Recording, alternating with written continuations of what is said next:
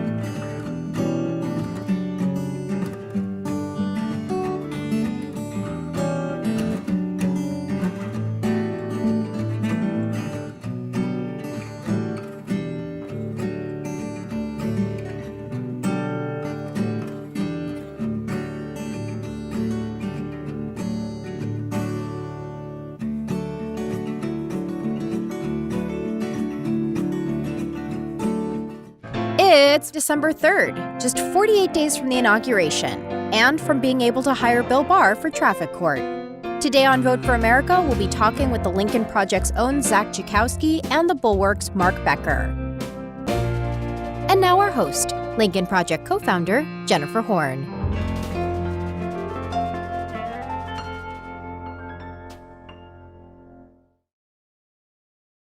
And welcome to Vote for America on LPTV. Thank you so much for being with us today. It's a beautiful day where I am. I hope it's a beautiful day where you are. There's so much going on, so much to look forward to, so much to feel great about, including the fact that we are just 48 days away from having a new president of the United States when Joseph R. Biden will be sworn in as the 46th president of our great country.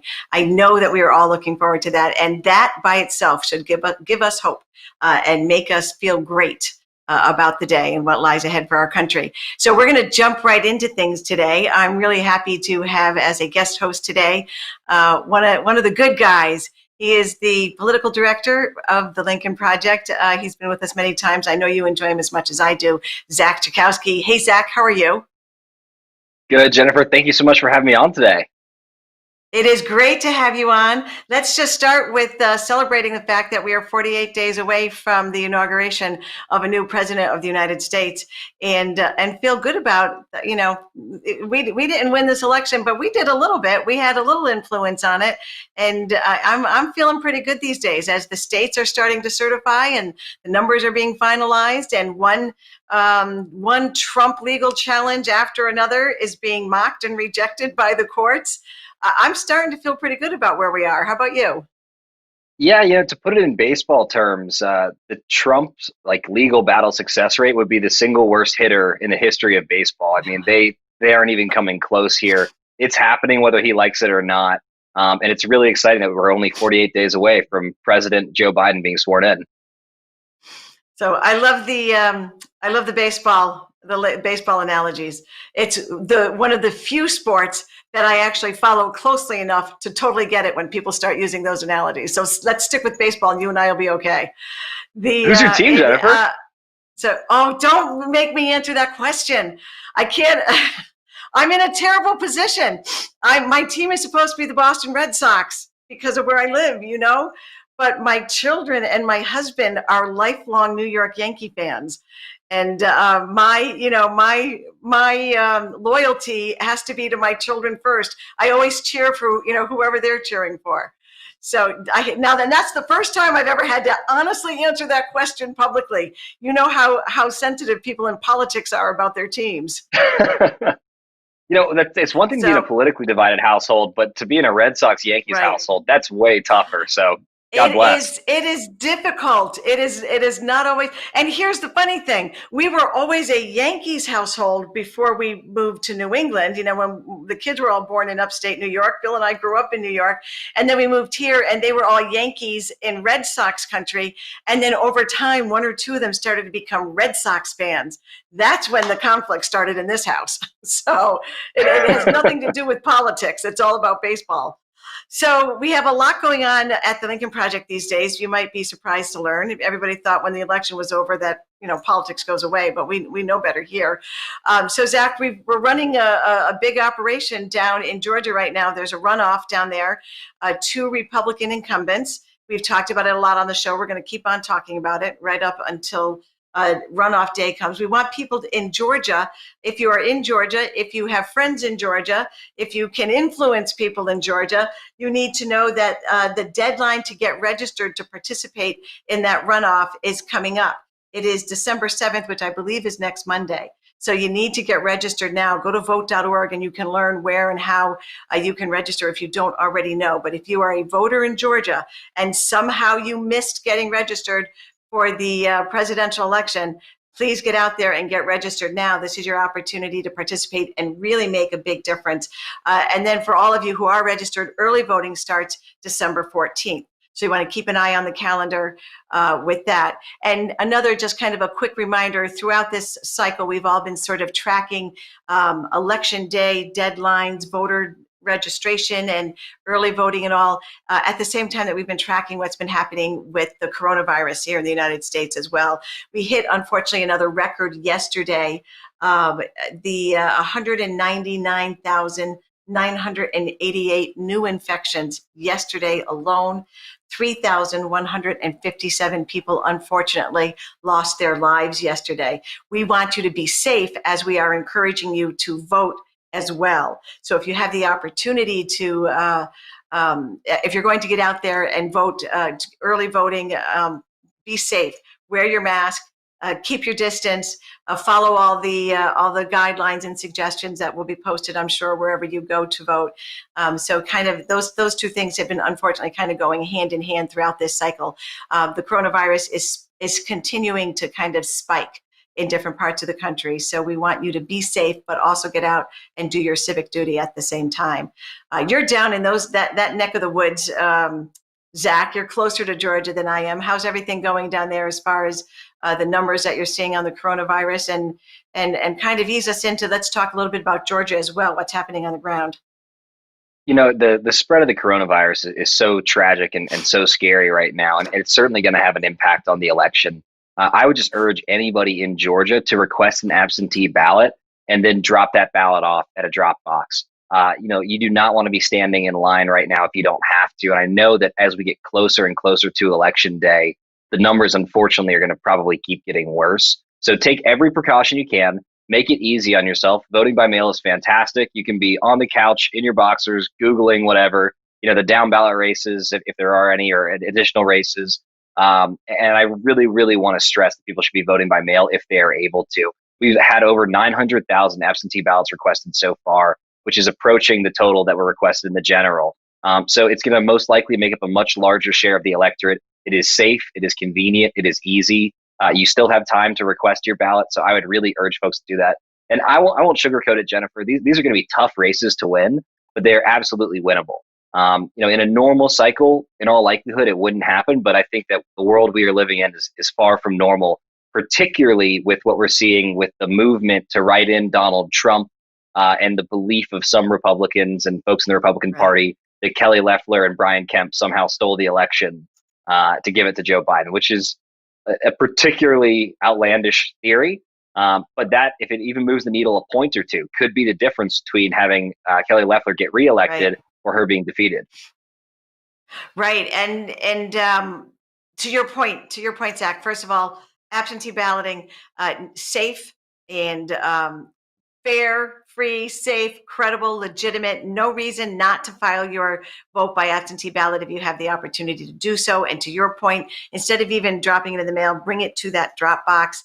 That starts December 14th. Early voting starts December 14th. But the other thing that you said that I kind of want to magnify too is this craziness that's happening in the conversation in Georgia. That somehow there's a movement out there that somehow Senator Loeffler wasn't there for Donald Trump. And so now Roger Stone and his group are saying, so let's teach her a lesson. Don't you be there for her. So I would say that all those folks in our audience, we'd like them to magnify that message amongst your Trump friends. Go ahead and point out to them that Kelly Loeffler wasn't there for Donald Trump when he needed her. So let's make sure you don't turn out for Kelly Loeffler now when she's asking you to turn out for her either. But the important thing, of course, is that the difference between Mitch McConnell continuing to lead the Senate and have the kind of power and authority that they have as a Republican majority right now, the difference between that continuing and putting a stop to that is being able to win both of these runoffs in Georgia. And it's not going to be easy. It's not going to be easy. We need everybody to engage. Totally candid about this, Jennifer? Always. I mean, this stuff is nuts. I mean, there's no other way to say it. The notion that Kemp and Loeffler stole this election. I mean, it's just patently not true. I mean, it's inconvenient for her reelection chances and Purdue by extension. But this is somewhat unprecedented, what's happening. And so anybody that tells you they know exactly how much of an impact this is going to have, you can just right off the bat know that they're kind of full of it. But it certainly is going to have an impact, and we don't know how much. But the margins are so tight right now in some of these states, and Georgia sure is one of them. It really could be the difference between winning and losing. Have you ever seen a party kind of light themselves on fire like this? What's really shocking to me about it from a political standpoint is the degree to which they have lit themselves into a bonfire post-election. Like the presidential, it's over. The votes have been counted. They're being certified across the country every day. More states are being certified, and the ability of the Republican Party to continue to fan the flames of their own destruction is it's unprecedented, I would say, certainly in modern politics. I've never seen anything like it. And it's so damaging. And we talked about this yesterday a little bit. You see it in RNC chairwoman Ronna Romney McDaniel's efforts to get the base organized in Georgia when she was down there talking to them face to face, and she could not move them off of the conversation about the election being stolen from Trump, and that we need to, they just wanted to talk about how to avenge the Trump stealing, that it was rigged, that the election against Trump was rigged, and she couldn't get them to focus on what needed to happen for them to be successful in this runoff. And frankly, I said it yesterday, I'll probably say it every day until Biden is sworn in.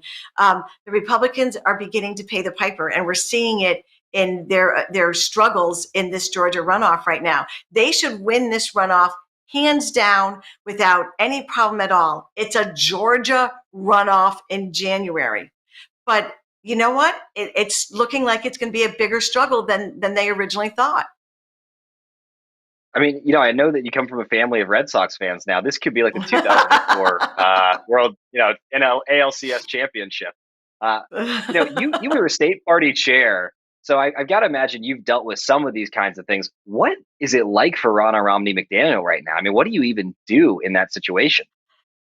You know what? My first reaction to that is that Ronna's sleeping in the bed she made right now.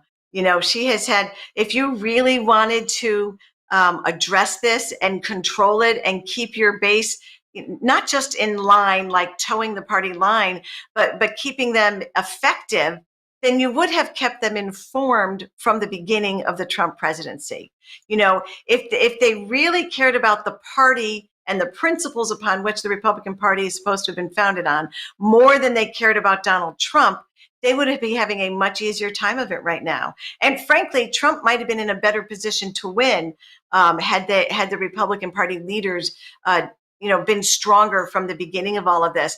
But she, you got to think Ronna is sitting at her desk every day, literally looking at the numbers. She's looking at the poll numbers. She's looking at their internal numbers, the data that they have. They're looking at every single possible Republican voter. They know who every one of those people are, and they're tracking them day by day by day. And she's just counting votes every day to figure out if they're going to be able to win. Then she's looking at the numbers in the fundraising column. Do they have the money to do what they need to do? Do they have the resources to execute the operation? And then she has to go out in public to, rally the base and deal with these crazy people screaming at her in the audience. What about Donald Trump?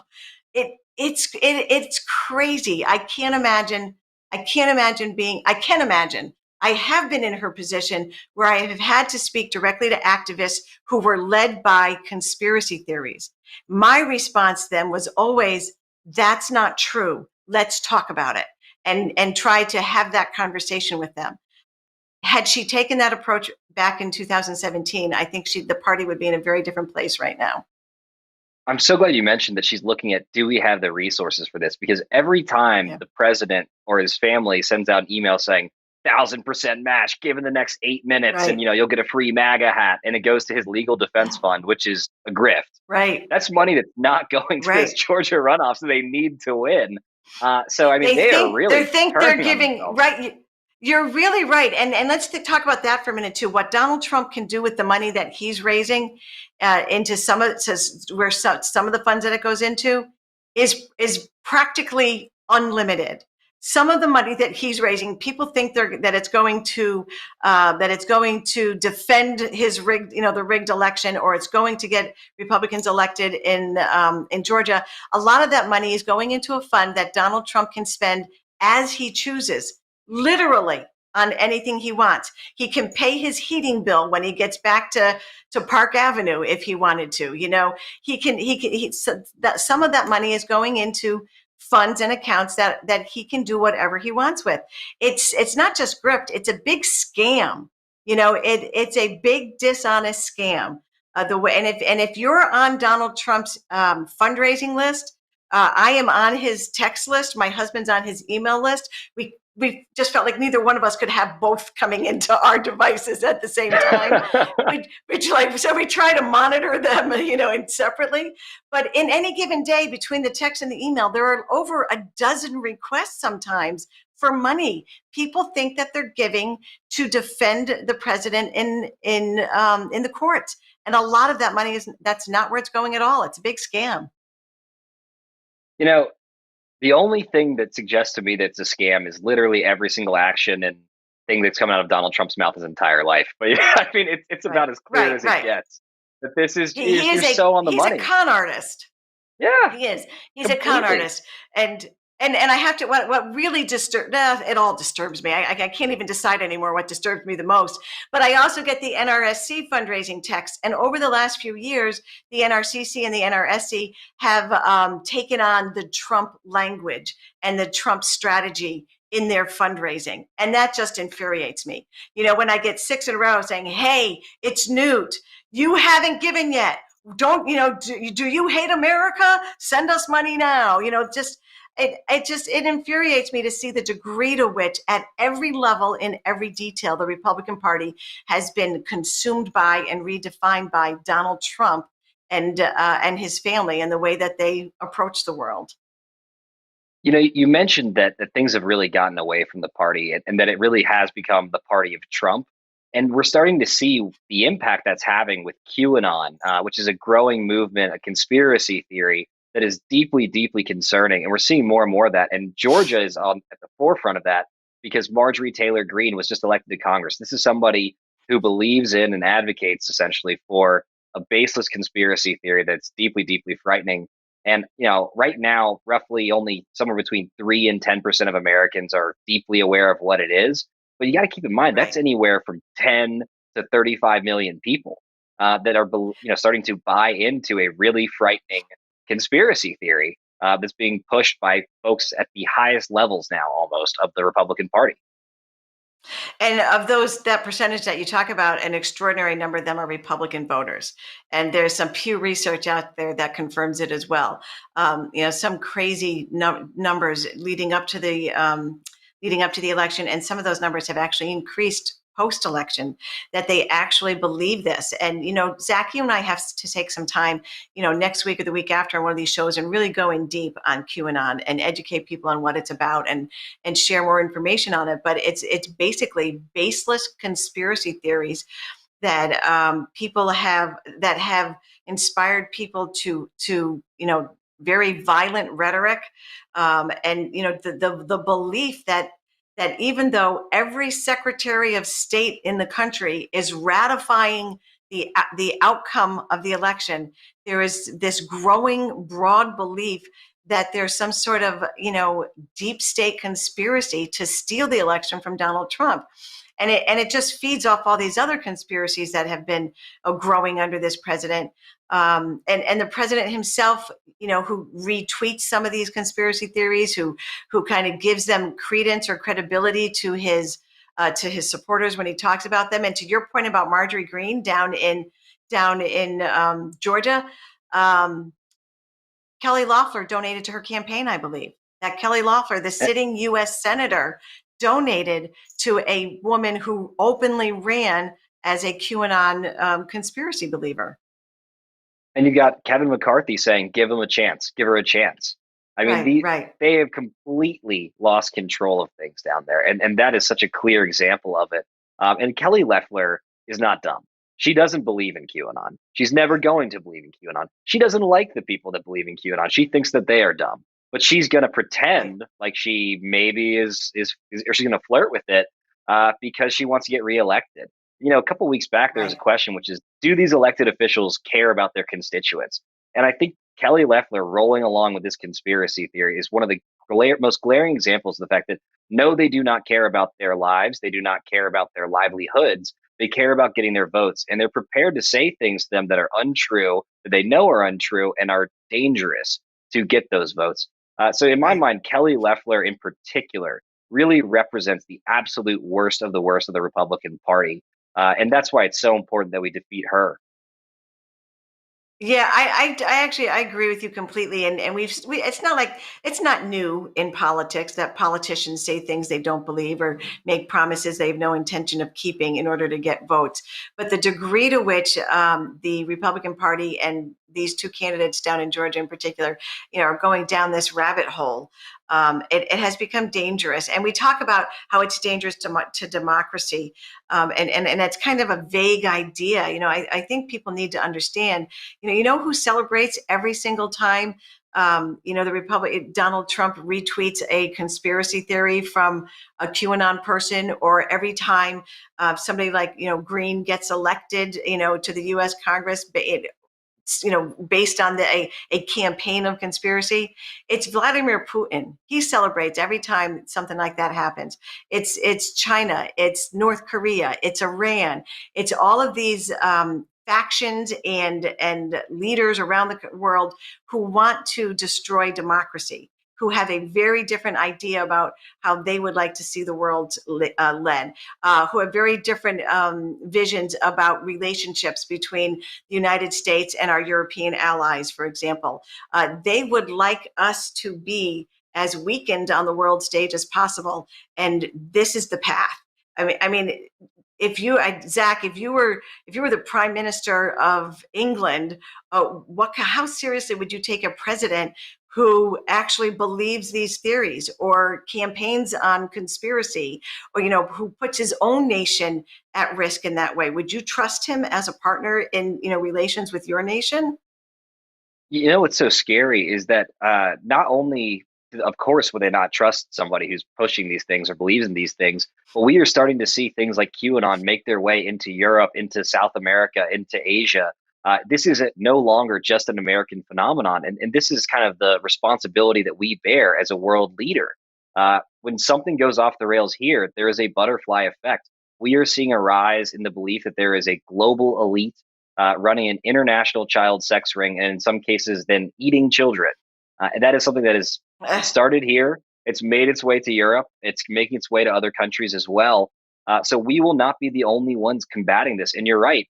Vladimir Putin is celebrating every single time Trump retweets one of these conspiracy theories, but so are all the paid trolls. I promise you, there are a bunch of guys in a dark room or in a basement somewhere in Moscow, popping vodka, popping champagne, and celebrating every single time he does this. Right. And generally speaking, Jennifer, I prefer presidents who don't do things that get those guys excited. And those guys have been having a blast post-election. Right. You would think that would be sort of a shared belief amongst American leaders that giving, Russian trolls something to celebrate is not our priority. So the other thing that a lot of conversation out there about right now, Zach, are presidential pardons. We know that Michael Flynn was pardoned, and we discussed this a little bit on the podcast the other day. And one of the things that I said about at the time was what we know about Donald Trump is that he always starts little and becomes more and more outrageous as he goes down any given path. And I look at it and I think, geez, if Michael Flynn is the first, big scandalous pardon, and if that's starting small, what do we have ahead of us? I mean, we're hearing talk out of Washington that he's seriously trying to figure out if he can give some sort of preemptive presidential pardon to his children and himself, not just for any crimes committed, but any crimes that may be committed. Like total crazy talk. Yeah, just to be a little bit light, somebody texted me that the White House has become the most polite place to work on earth because people are walking around just saying, pardon me, pardon me, pardon me. And I think that's about right. Giuliani, of course, is looking for a pardon. Kushner's going to need one. His kids are going to want them. And it's clear, you're right. If you give Donald Trump an inch, he will take a mile. So Michael Flynn might have been the first high profile one, but it certainly won't be the last. And there's no precedent really for what's happening, though. You have to normally admit or have been convicted of wrongdoing to receive a pardon. So what are they going to admit to? Oh, sorry, we did this thing, that thing.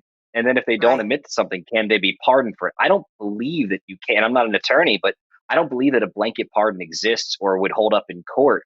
But that's also the frustrating thing about Donald Trump is he will just do something and then tie you up in court for years and years and years. And I think in all likelihood, that's what we're going to see. We are going to see a massive, massive wave of pardons. We're going to see some of them that were clearly motivated by financial reasons. And then there's going to be a long court battle going on in the case of this. So one thing I wanted to ask you, though, Jennifer, is there's definitely some debate over whether or not the Biden Justice Department should be investigating some of these more blatant crimes and some of the crimes the Trump administration has committed. There's some folks that say, look, we just need to move on, pardon him, get it out of the way, let's put it in the past. And there's some that say we need to know exactly how corrupt and how rotten this administration is. I'd love to hear your thoughts about what you think needs to happen next. Yeah, I'm a big believer that we are a nation of laws, not a nation of men. That no one, including the president and his family and his advisors, should ever be above the law. That if there is wrongdoing that would be investigated under any other circumstances, it needs to be investigated under these circumstances as well. And the thing that I'm really following, even more immediate than that, is the FBI, we learned just a few days ago, is investigating the possibility of a bribery scheme, essentially paying for pardons. That goes back to sometime in the summer. So that's a story that we're going to keep an eye on and talk about more in the future here at LPTV as well. So Zach, there's so much going on out there, and we have a great guest coming up that I want to make sure that we get to in time as well. Folks, you may have seen his article. It got a lot of play in social media in the Bulwark yesterday about an unexpected conversation that he had with sitting Senator, U.S. Senator Ron Johnson from Wisconsin. And we're going to get to that as soon as we get back. But before that, here is some information for you, some message for you from the Lincoln Project.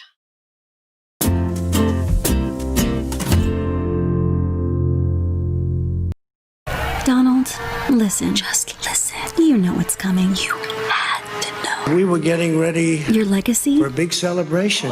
Failure. It's over. And all of a sudden it was just called off. Your future. You failed. What future? Joe Biden and Kamala Harris will receive the most votes of any presidential ticket ever. Ouch. No legacy. Lawsuits. Massive debts. Bankruptcy. Humiliation.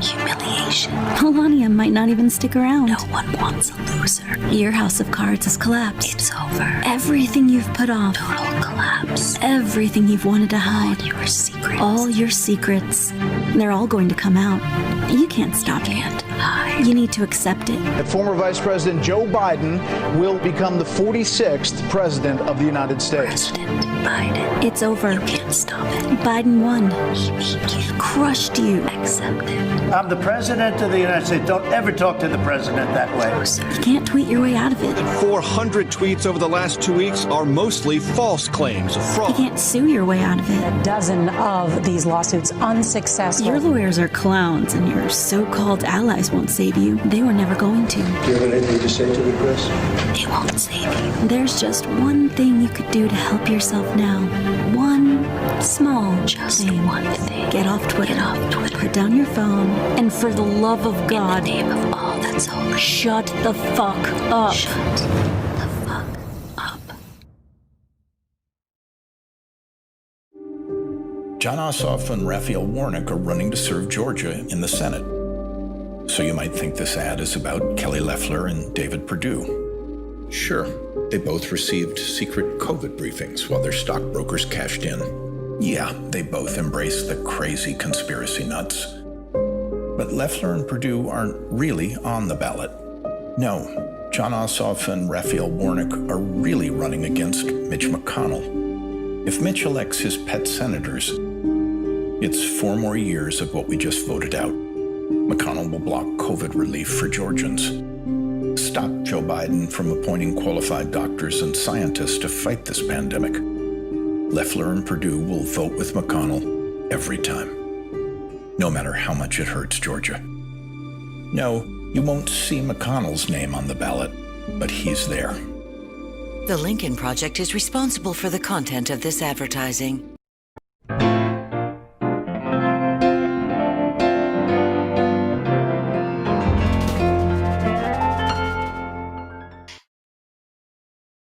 Thanks for staying with us. Welcome back to Vote for America on LPTV.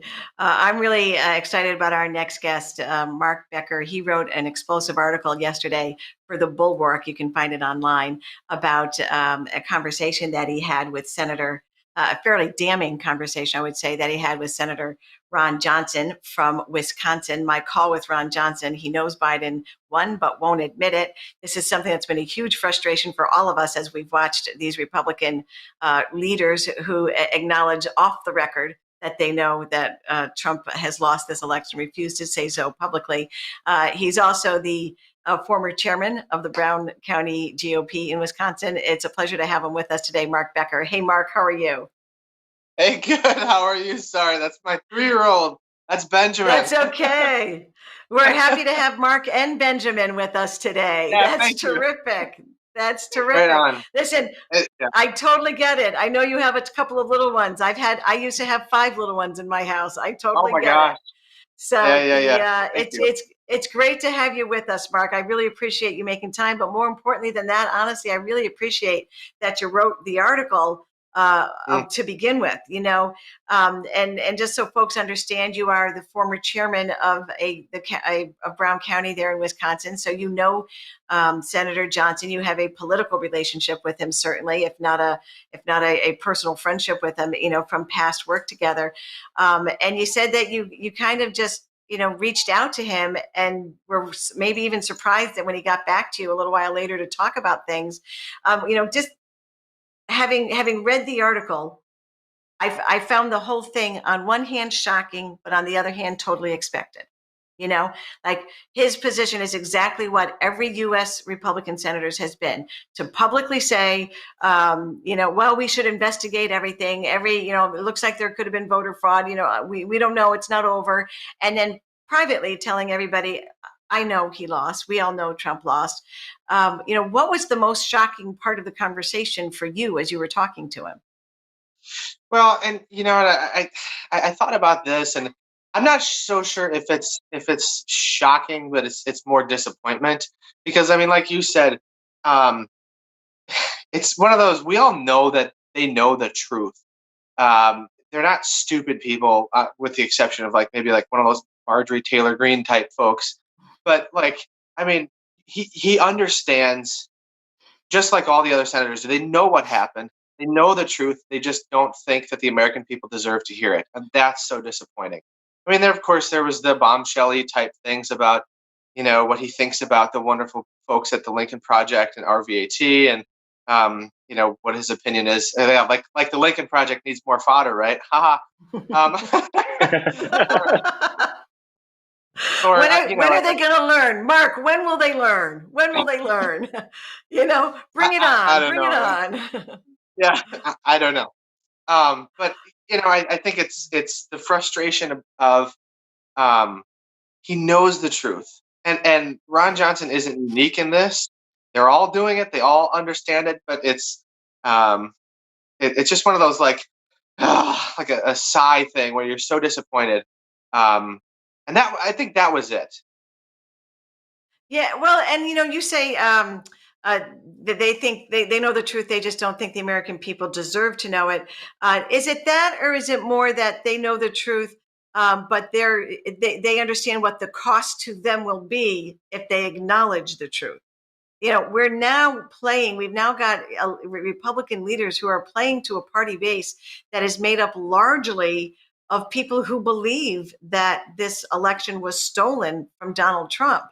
And so I see it as a kind of a lack of courage, a lack of character on their part, but also as in your role as county chairman, Brown County is not a small. That's not a small entity.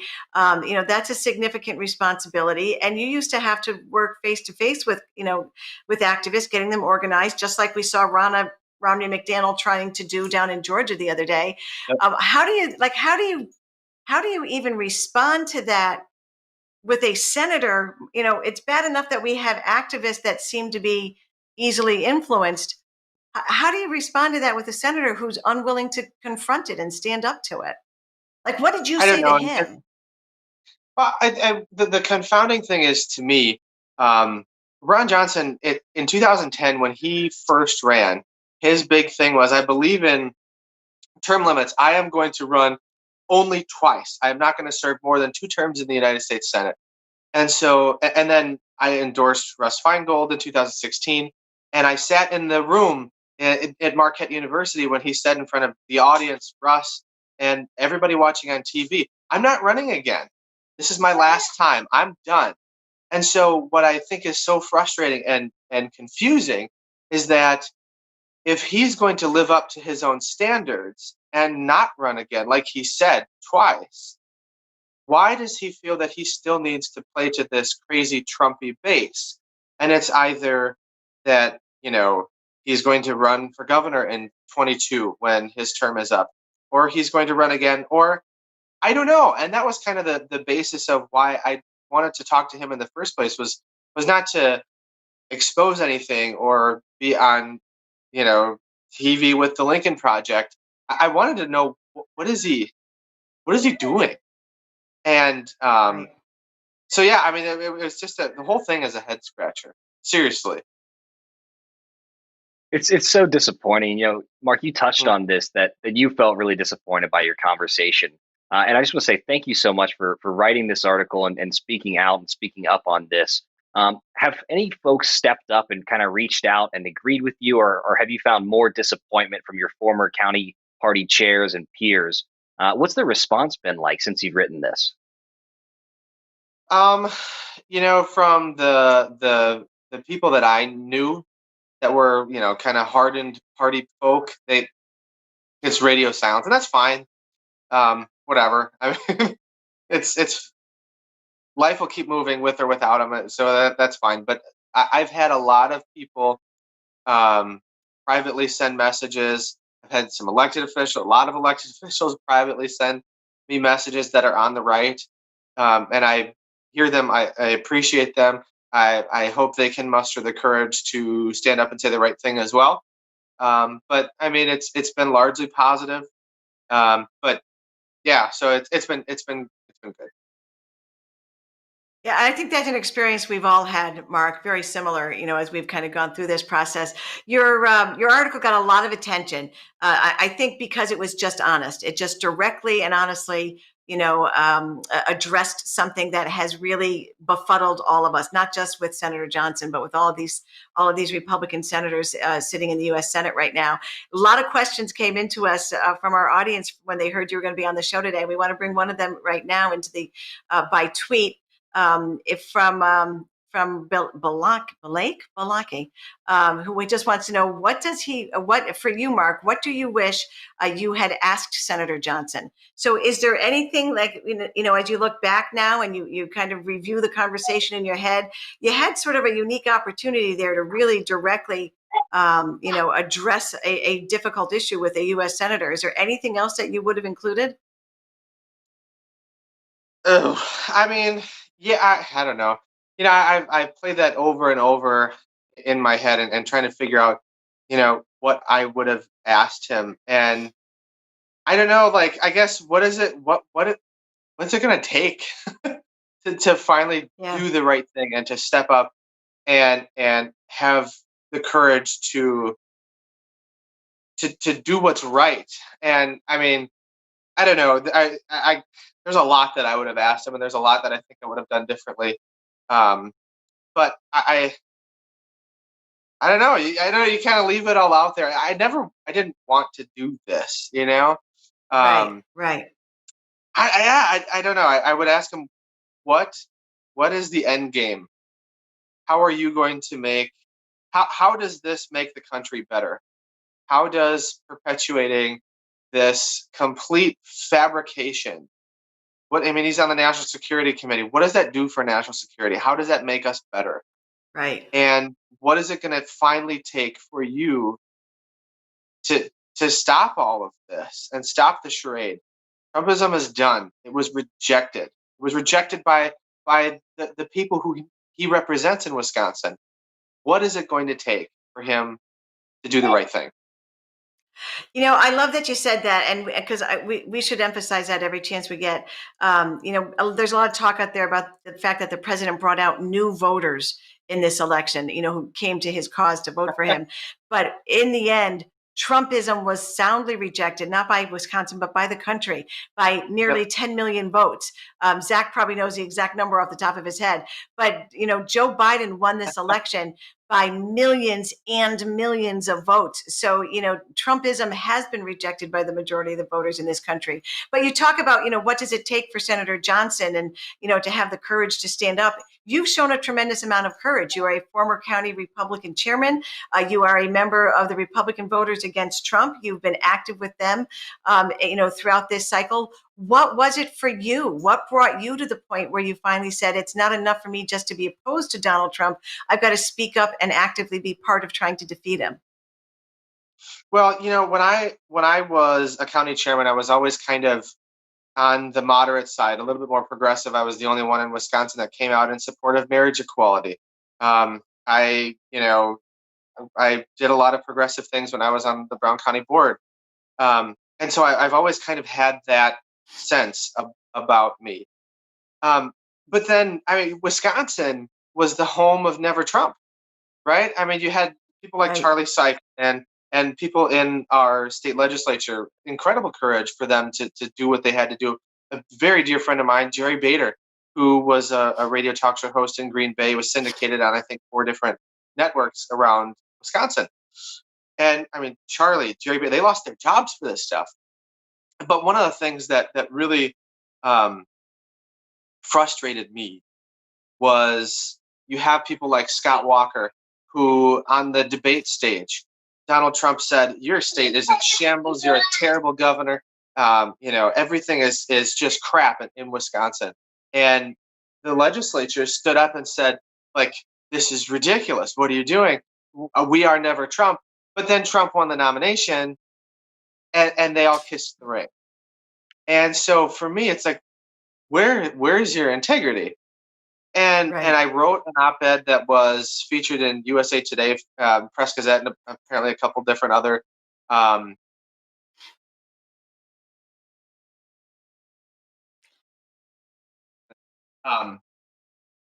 open letter to the GOP, which said things like, what happened to the country? Why are we making America great again? When did we stop being great? Like those types of things. And that was my last cry to the GOP. And then when all the never Trumpers in Wisconsin kind of just, laid down and drank all the Kool-Aid, that's when I kind of said, I can't do this. Because if I, as chairman and being involved in the Republican Party, we talked about how strong our values are, how much we value honesty and integrity and just being a good person.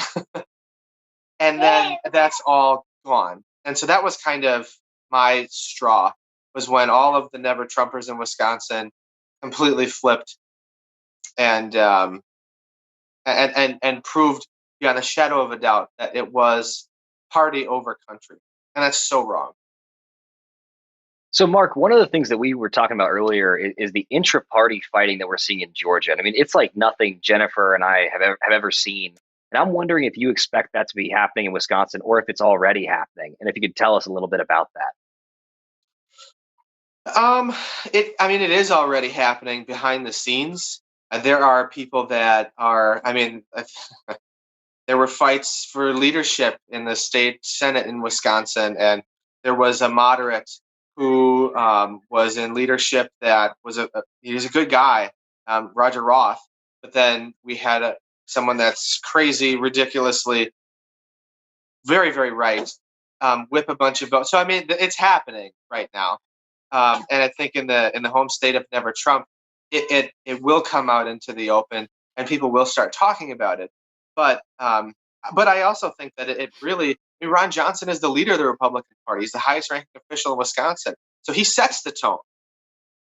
And so I think when Joe Biden gets inaugurated, look, in 2012, you guys remember this, when Mitt Romney lost and Reince Priebus had that, the autopsy. Remember that? And so they had to figure out, like, what the hell happened? Why, how can we get more votes? What do we need to do to improve? And the Republican Party should be doing that right now, but instead they're doubling down on the crazy. And so, Georgia is not unique. Wisconsin is not unique. This will happen all across the country as the moderate Republicans, and they're still out there, will start fighting with the nutsos. So it'll be fascinating to see what happens. Right, Mark, that autopsy under Reince Priebus after the 2012 cycle laid out a path that was very specific, demographic by demographic. And what has happened with Donald Trump is exactly the opposite of what that autopsy suggested. The problem is they won in 2016, and they held, they didn't lose everything this time around. I don't know what it takes to convince them to just do the right thing because it's the right thing. That's the struggle. That's where the weakness comes, I think, out of the party and its leaders right now. Mark Becker, he is the former chairman of the Brown County GOP in Wisconsin, wrote a great article in The Bulwark. You can find it online. Mark, thank you so much for being with us. It's been a pleasure. Thank you so much. Thank you guys for what you do. Seriously, it's needed, and it really is of value. So thank you. I appreciate that. Thank you for being part of it. It's great to have you here. Take care, Mark, and good luck with your family. He's got 2 little kids, Zach, and another one on the way. I remember those days so well. Good for him, and that he's still involved and trying to stay engaged and do other things for his community is terrific. So let's see, Zach. We've talked about pardons. We've talked about Georgia. We've talked about Ron Johnson and the fact that he's not a crazy person who believes in conspiracies. He's just a craven politician who's willing to play them up in order to get reelected or to keep his base happy. I think there's a lot more going on out there as well, and we let folks know that you're going to be with us today and put the call out to our audience to see if they had any questions for you, and we got quite a few in. So let's start with that. Let's go with the first tweet that we have for Zach today. Oh, Jennifer and Zach from Kathy. Is there a chance of a new party emerging from them? I assume emerging from the Lincoln Project or emerging from these efforts. Zach, I'll let you start with that one. I think there are massive disadvantages to a third party emerging. And I think one of the things that is the most difficult is the Republican Party and Democratic Party have spent decades building infrastructure, building up the DCCC, the DSCC, the RNC, the NRSC, all these different things, and all of them raise money, all of them have lists, all of them have staff, and all of them have volunteers. And so in my mind, the biggest hindrance right now is just the infrastructure that doesn't exist for a third party. That being said, if a third party begins to emerge and it's well funded, anything is possible. But I think just in all likelihood in this country, it is so difficult for that to happen. I think what we would have to see is a full split within the Republican Party. And then I think we'd have to see the beginnings of a split in the Democratic Party, where the left wing drives away some of the folks in the middle. But clearly, right now in this country, there's an enormous block of folks that feel like they are not represented by either party. So it's unlikely, but in my mind, if it's ever going to happen, it's going to be in these next few years, because clearly what's been happening is not sustainable. Right. And I think you just kind of hit the nail on the head at the very end there, that there are millions and millions of Americans out there who don't feel like either party speaks to them. And it's clear from the last 4 years that on the Republican side, the party system, the party structure is broken. It does not speak for the people. It does not act on behalf of the people. It has embraced corruption and conspiracy. And I mean, you can go through the list of it. They protected a president who should have been impeached. We go through all of these things, and they have clearly, put party over country. They're in a more obvious and open way than we've ever seen. We always say about Donald Trump, he says the quiet stuff out loud. And in this case, the Republican Party has just followed right down the path behind him, doing the same thing. I agree with you also, like if there was going to be a time when it could happen, certainly the door is open. Building a party to a point of influence can take decades, I think sometimes. It takes decades, and it takes a lot of structure, a lot of money. What I would like to see come out of this that I think is more realistic is a movement toward independent voters, where people leave their parties, become registered as independents, or in New Hampshire, we call them undeclared voters. It's, can be different in other states, but where the people kind of reject the idea of being obligated to the party, and they leave the party, they register as independents. And then let's force both of these existing parties to start to earn the trust and the vote of the American people again. Because it doesn't get a lot of focus right now because the Republican Party is just so far off the charts. But the Democrats have, a wing of their party that I would say is outside the American norm and outside what the majority of the American people are looking for as well. So I would love to see some sort of movement come out of this, and maybe, the Lincoln Project can be a voice in some way for some of this, but where people feel less obligated to the parties when they're looking at candidates and thinking about voting, and kind of force those parties to start being much more responsive to the needs of the country and the needs of the people again. Because right now, I think the whole system is broken. So we have more tweets out there. Oh, go ahead. I would say one thing I can say for sure is whether we see a new party emerge from this, we are certainly living through a realignment. It's something that happens about once every generation. And so it's scary, but it's also exciting. And it's something that happens every so often. So it's not that atypical. I think the way that it's happening is. But Jennifer, you're right. We've got some more questions to get to. So let's pull up that next tweet. All right. New Hampshire Jennifer and Zach. With the power Trump currently has over a large population of the United States and the power he will probably carry with him when he leaves office, are we on our way to becoming an ungovernable country? At what point does the war on truth, conspiracies, and madness stop? What a great question. Jennifer, you want to take this or should I? We live in a crazy world, Zach. We live in a crazy world. And when I first saw that question, the first thought I had was, well, when does it stop? I don't know. I can't say, January 13th, 2023, it all stops. But it does have to stop. There has to be a continued, and this is where I think the Lincoln Project does very much play a role going forward. There has to be a concerted effort to confront misinformation, to confront conspiracy, to confront dishonesty, and to somebody who can be a voice, some entity that can build a movement. Again, back to my idea about independent voters too. We need to build a movement that is about confronting dishonesty, in not just in politics, in media across the spectrum.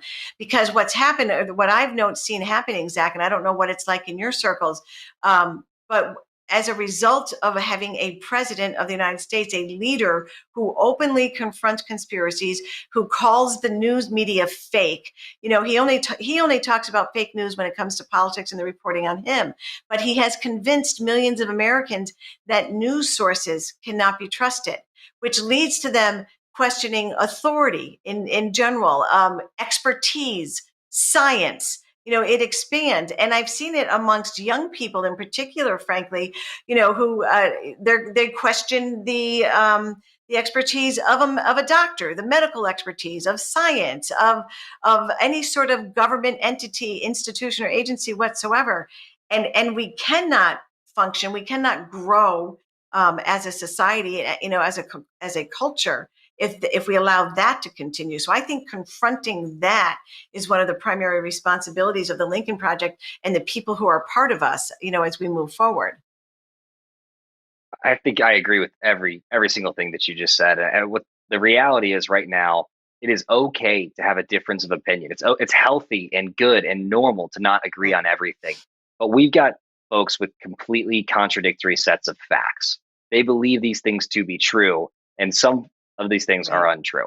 And you can't really move forward if you are arguing over facts and numbers and expertise. And so I think you're exactly right. We have to take things back from the brink. In all likelihood, things are going to get a little bit worse before they get better. These are going to be a really, really weird and unpleasant next 48 days. But I think you're on the money, which is this is, of course, going to remain a governable country. There are going to be some growing pains, but Joe Biden and this country are going to get things back on track because we have to agree on basic sets of facts. Yeah, I love what you just said about Joe Biden. I'm a Republican. I'm still a conservative, believe it or not. And, Joe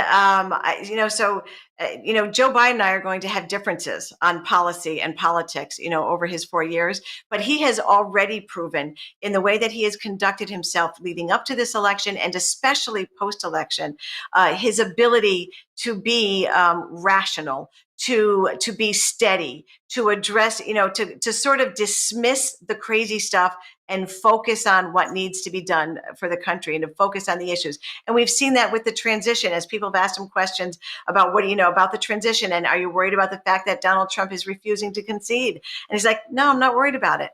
We have a constitution. We all know on January 20th, there's going to be a new president, and I'm just doing what I got to do to make sure that my team is prepared and that the country is ready to transition, to a new leader. So I think that, I love that you brought him up in that answer. I think that's what, we can all kind of focus on for hope and, for stability as we look at the future of our country.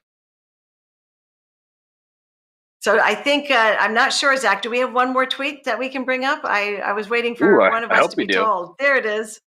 There it is. Perfect. So what will happen? This is from Sarah. What will happen to the GOP in the next 4 years?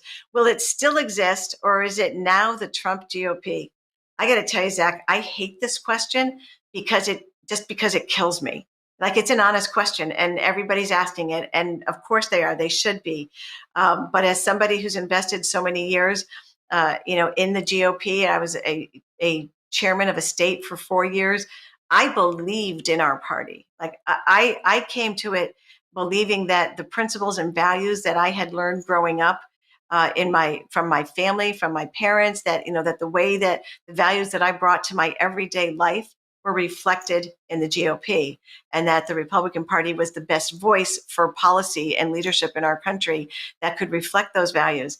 And I was sorely mistaken. I admit that openly now. I was sorely, terribly mistaken. The Republican Party of the last 4 years has absolutely become the party of Trump. I think the only real question is there the will, is there the courage or the strength for the Republican Party to reject what they have embraced for the last 4 years as they move forward? And I don't know about you, but so far, I don't see it. I wish that I had any cause for optimism, but if the GOP right now was a home you owned, you would demolish it. If it was a stock you owned, you would sell it. If it was a pro athlete and you were a team owner, you would either trade it or release it because nobody wanted to trade for it. Okay. It is in a total state of disarray. There's very little cause for optimism. That being said, I think once Trump is out of office, there is a small chance that folks will start to regain a little bit of their sanity.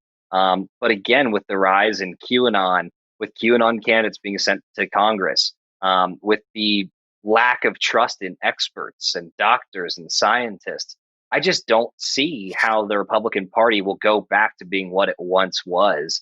And I think you're right. It's sad, and it's something that's deeply concerning. It's healthy and good to have two parties that are coherent and do battle with each other and have a vigorous exchange of ideas. But right now, the Republican Party is not a party of ideas. It's a party of fealty to one man who is an absolute lunatic who just lost decisively. And people are riding with him. And to one man who really embraces the idea of authoritarianism, you kind of get the very clear idea from him that if he could just make the rules and have all of us follow them, he'd be a much happier president. And we all know how dangerous that is. We can look throughout history, when countries go down that path, what happens. And so I agree. I mean, the Republican Party they have a long way to go. And you know what? Just to wrap this idea up, is the way to know if the Republican Party is ready to change and ready to renew in a way that is positive and productive for the country will be to look at who starts to get traction in a 2024 matchup. All this talk about, is Trump going to freeze the field? He's probably going to try to. He's not going to run again. He won't really run. He'll have personal financial reasons for trying to freeze the field. But what about, when Tom Cotton runs, when Nikki Haley runs, when, some of these other people that we know are looking at it, will they run on trying to convince Republican voters that they are the most Trump Republican, so vote for me? Or will they run saying, look, we made mistakes, we weren't right, there's a lot, from the last 4 years that we need to evaluate and reject, and let's try to forge a new path. I suspect, of course, that'll be the first. But that's how you'll be able to really judge how serious the Republican Party is about making changes. Zach, I think we have one more tweet for us before we wrap up here today. One more question from the audience, from Teething Tweeter. Interesting. How will the divide between the left and the right be bridged? When can we begin to trust each other as a nation? What do you think, Zach? I really think it goes back to trusting experts, to believing in science and doctors, and investing in education. I think if we can agree on a set of facts, we can get back to a place of normalcy or a semblance of normalcy. I think as long as we just can't agree on basic facts, like, for example, this was a legitimate election where all the votes were counted, it is really tough to see us getting back to a healthy place. So it's my belief that we are going to need really to have a massive, almost re-education and civic engagement program for folks, so they understand what's going on, so they understand a little bit more about how the process works. We used to teach civics in this country in every school in America. We don't anymore, and that's clearly taking a toll. But Jennifer, I'd love to hear what you think and whether you think we can get back on track. Yeah, I agree with you about civics education being returned to to our elementary school classrooms. There's no question that that's part of it. Kids should know the Constitution inside and out. They should know how it works and where the authority in this country lies. And, they should know things about presidential pardons and how elections work and how they're certified and all of those sorts of things before they become voters. So I couldn't agree with you more. But as far as building the bridge, and trying to narrow that divide. Honestly, I think that there is an opportunity under the Joe Biden presidency for that to happen. We've already seen, I keep referring back to how President-elect Joe Biden has been conducting himself in this transition. He's already trying to take steps in that direction. Do I think that it's going to be some kind of miraculous turnaround and all the Republicans are going to be cheering on Joe Biden? Of course not. Absolutely not. But I do think that he's already showing a steady hand. That he has, in many of his remarks, he's already reached across the aisle, reached out to voters who did not vote for him, expressed a clear understanding that he's going to be president for the country, not for the Democratic Party. And I think that this is a moment that needs that to be reality more than any time, perhaps in my lifetime, where we need it to be more than just political rhetoric, where we need him to conduct himself for 4 years, in that vein. And I have confidence right now that he will. I'm optimistic that he will. I am looking forward to hearing that there'll be a couple of Republicans brought to his leadership team at some level as well. I think that is something that could make an enormous difference. And I hope he goes down that path. But I think the person who has the greatest influence to help us build that bridge right now is going to be the next president of the United States. I think Zach, that's so on the great. money. Yeah, it's been great Jennifer, having you here, Zach. I'm sorry, I didn't want to cut you off. Go for it. Yeah, I think one thing that's important to note is, of course, the Democratic Party is not without flaws. No political party ever will be. But right now, the blame is not equal. It is not the left that is overwhelmingly rejecting facts. It is not the left that is rejecting the outcome of a free and fair election. It's the Republican Party. And I think it's a hard reality, but it's got to start there. And everybody can do more to make sure that we are a more harmonious country, of course. But fundamentally, there is one party that has gone off the deep end. And until that party can kind of get things back together and get some of the folks that are behaving poorly in the party under control, we're just not going to see this. But I think that's why the Lincoln Project exists. And so, Jennifer, thank you for everything that you're doing to make that happen. And thank you for being part of it, Zach. It's great to have you with us again today. I know you'll be back with us again soon. Always a pleasure. And thank you to all of you out there for watching, for being part of this, for the questions that you send us on Twitter and by voicemail. Keep them coming. We want to make sure that every day when we come to you on Vote for America, that we are bringing you information that is useful to you and helping you to understand what's happening in the world. And honestly, just to stay cool, stay calm. I'm feeling very optimistic today. It's a good day. 48 days until Joe Biden's going to be inaugurated. We will have a new president, a new leadership, a new tone in this country. And it's on us. We all just need to agree that we want to be part of it and that we're going to help to move that, to move that forward. It's what we've seen in the last 4 years under Donald Trump. It's the best example of why it is so important that we, the people, are responsible for preserving democracy and freedom, that we are responsible for preserving the American ideal, the unlimited promise that is the United States of America. It's on us. And when we become kind of lazy and look the other way, this is what builds and grows in our country. So it's on us. We've got to stay on it. I am optimistic about the future of our country. I look forward to better days ahead. I hope all of you have a wonderful weekend. We will be back here again next Tuesday at 2:30 p.m. Eastern Time, and I look forward to having you join us then. Thank you for being with us at Vote for America on LPTV. The end is coming. The end of the noise and lies. The end of the chaos and division. The end of the hate. In its place, a new America is ready to stand tall again, ready to restore the goodness in the heart of our nation, ready to put people before politics, ready to lead, to innovate, to grow, to heal. It won't always be easy. There are tough times to come, COVID to be defeated, an economy to restore. But that new day is coming. A day when words like caring, competent, and professional won't be insults. A day when compassion and character mean more than celebrity. A day when every American's rights are respected and valued. That day is coming because of your hard work, your commitment, your energy and passion.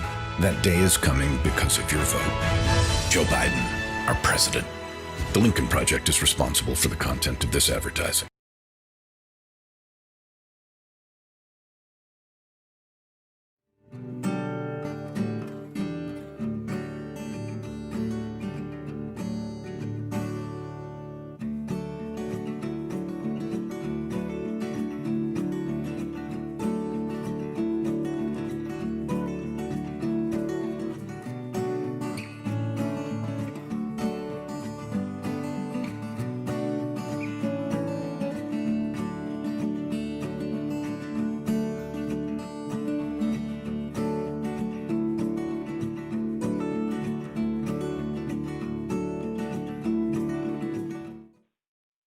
I'm a Republican, and I'm voting for Biden because he needs to be able to heal this country.